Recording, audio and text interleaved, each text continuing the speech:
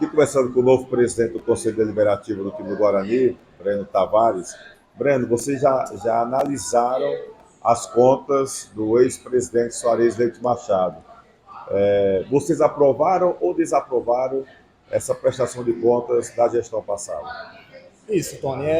Nós fizemos a notificação do ex-presidente Soares, né? Ele foi afastado do cargo e nós fizemos a notificação, salvo engano, no dia 23 de agosto, para que ele tivesse 10 dias para apresentar as contas dele. Ele entrou em contato comigo na última quinta-feira e trouxe a documentação, né? Com alguns contra-cheques, com notas fiscais e com o balanço financeiro. Essas contas, né, foram analisadas hoje, durante a nossa Assembleia Geral, antes das eleições, e alguns pontos nos chamaram a atenção. Dentre esses pontos que foi chamada a nossa atenção foi que as contas, segundo o que ele apresentou, ele trouxe um balanço apenas de dezembro de 2022 até março, salvo engano, de 2023, ou seja, apenas durante o Campeonato Cearense. Ele não nos apresentou as contas referentes à Taça Fares Lopes, que foi uma das nossas pedidas.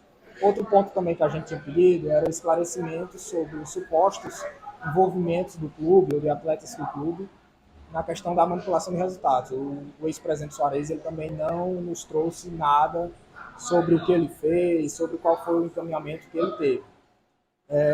E também sobre a questão de valores, né? Ele nos apresentou alguns valores nas contas dele, em que não batia com aquilo que a gente imaginava, né?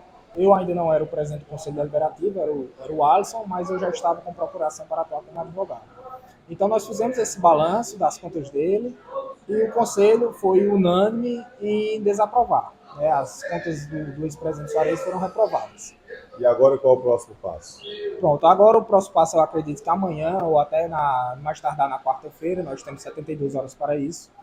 Nós vamos, segundo o próprio Estatuto do Guarani, vamos notificá-lo, né, passar essa informação de que as contas dele foram desaprovadas. Não apenas essa informação, mas o porquê dessa desaprovação.